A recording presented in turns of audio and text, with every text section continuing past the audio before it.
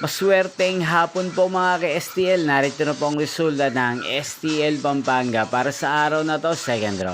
September 1, 2025, araw ng Lunes. Naway ang mga natayaan niyo po mga numero kanina ay manalo nawa ngayong hapong ito, 4 PM. Kaya't kunin niyo na po ang inyong mga ticket. Narito na po ang resulta.